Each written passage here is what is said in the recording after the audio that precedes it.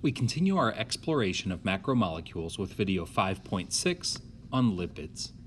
We're looking at lipids through the same lens as the other macromolecules, so we have some overlapping goals with our last videos. There are, though, some interesting, unique features of lipids that we'll also focus on, as you see over here. Pause the video if you want to take a closer look. To speak in a general sense, you can think about lipids having three main functions. First, lipids are good long-term energy storage molecules. Whales are famous for having a lot of lipids in their blubber, which can also be used for insulation in cold waters. On a cellular level, lipids are used to create the outer plasma membrane as well as internal membranes for organelles. Specifically, phospholipids are used and cholesterol is used as the most common lipids in membranes. And finally, lipids are used to make hormones, molecules that cells can use to communicate with other cells. And the class of hormones made by lipids is steroid hormones. Unlike nucleic acids, polysaccharides, and proteins, lipids are not really long chains in their polymer form. In fact, this molecule, called a triglyceride, is about the longest a lipid will get. A triglyceride lipid is made by attaching three fatty acids, 1, 2, 3, to a glycerol backbone. You know how you can plug in different appliances to an outlet in the wall? Think of glycerol as like a wall outlet with three slots, 1, 2, 3, to plug different things into. The molecules that are plugged into the glycerol backbone are fatty acids. If you look at the sponge elements, fatty acids have just carbon and hydrogen and oxygen, just like carbohydrates.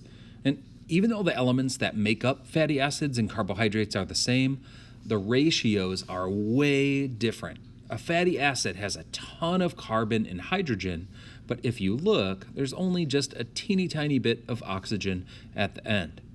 And what this means chemically for fatty acids is that a fatty acid behaves like a hydrocarbon. And hydrocarbons are nonpolar. And this means that fatty acids are nonpolar and uncharged and hydrophobic. This is why oil and water don't mix. Like I said before, the backbone molecule that acts like the outlet that three fatty acids are plugged into is called glycerol. So here are a couple different views of glycerol. And if you look at glycerol, hopefully you can see these attachment points, these docking sites for fatty acids. The attachment of each fatty acid to the glycerol backbone involves our old friend dehydration synthesis.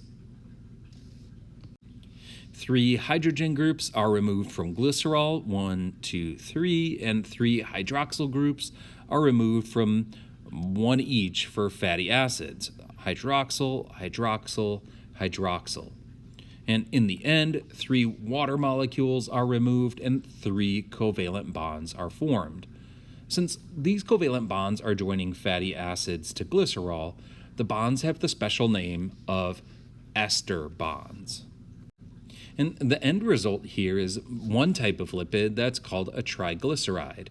Now, this picture shows the same process as on the last slide, just in a different orientation.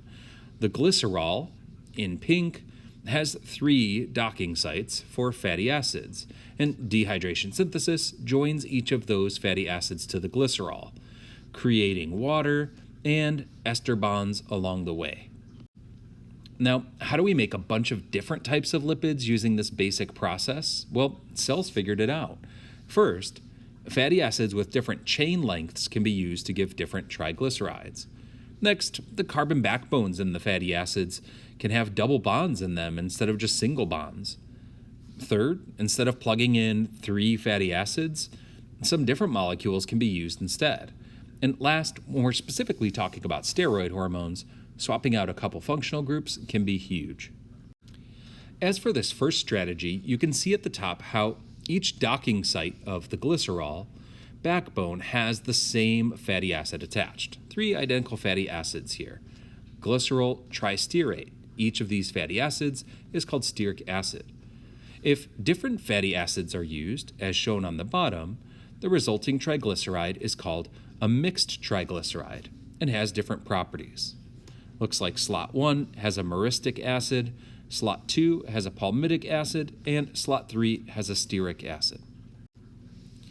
Introducing a double bond into the carbon backbone of a fatty acid has huge implications. Check out this chemical structure right here. There's a fatty acid with only single covalent bonds all down the backbone. And the molecule on the bottom introduces one double bond in the carbon backbone right here, and now there's a big old bend in this fatty acid. Now, a fatty acid with only single bonds is called a saturated fat. It's called saturated because the carbon backbone has the most hydrogens around it that it can possibly have. Just like a sponge that's saturated with water is carrying the most water that it possibly can have. In contrast, fatty acids with a double bond in them are called unsaturated fats. And look at these diagrams showing a triglyceride with only saturated fats versus this one on the bottom with 3 unsaturated fats. In the saturated fats, the fatty acids line up nicely, and as a result, saturated fat triglycerides can pack together closely. And this allows saturated fats to form a solid at room temperature, like butter shown here, or margarine shown here, or waxes. And because the unsaturated fats are bent all over the place, these fats can't pack together as closely and end up forming liquids at room temperature, like this corn oil. So unsaturated fats tend to be oils at room temperature, or liquids at room temperature. Another thing that cells do is swap out a fatty acid and attach a different group to the glycerol instead. Now, this molecule over here may look a little bit intimidating, but slow down and take a second, and hopefully you can see that this is our glycerol backbone right here, and we've got 2 fatty acids attached to 2 of the slots. But instead of a third fatty acid right here, a phosphate group is attached to the third docking site of the glycerol. And a glycerol with 2 fatty acids and a phosphate attached is called a phospholipid. Here's a different view of the same thing. Now, phospholipids are important because they're the main lipid component of cell membranes and have really unique chemical properties. The negative charged phosphate creates a hydrophilic area on one side of the phospholipid, and the fatty acid hydrocarbon tails creates a nonpolar hydrophobic area on the other side.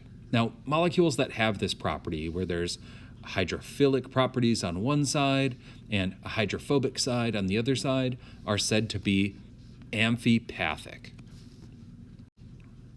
The last strategy to create different lipids from the same template is used for steroid hormones. Now, if you're looking at all of these and you're thinking, oh, those steroids look nothing like the triglycerides we've seen so far, you're right. Steroids have this characteristic structure of 4 interlocking rings. Like other lipids, steroids are also made mostly of carbon and hydrogen with just a little bit of oxygen. Check out these chemical formulas for estrogen and testosterone. 18 carbon atoms, 24 hydrogen atoms to just 2 oxygen atoms. Yeah, that's going to act like a hydrocarbon and be hydrophobic and non-polar. Now, the orange molecule on top here is actually cholesterol, which is not a steroid. Still, cholesterol is used as the starting point for making all of these different steroid hormones here. And the main thing that's changed from the cholesterol is just these functional groups that are attached to the cholesterol that are hanging off the 4 rings. And if you take a close look at all of these different steroid hormones, each one has different functional groups hanging off of that 4-ring backbone.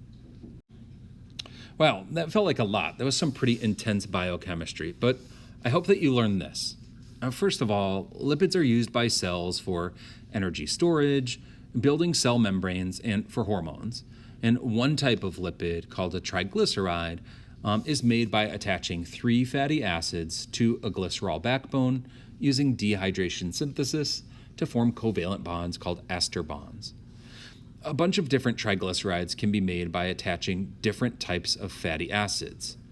Long fatty acids, short fatty acids, saturated fatty acids, and unsaturated fatty acids. And depending on which fatty acids are attached, the triglyceride will have different properties. Still, more lipids can be made by attaching something else to the glycerol instead of a fatty acid. And You can attach a phosphate group to the glycerol to make a phospholipid. And finally, steroid hormones are all made from cholesterol, just slight chemical modifications that lead to hormones with a wide range of functions and abilities.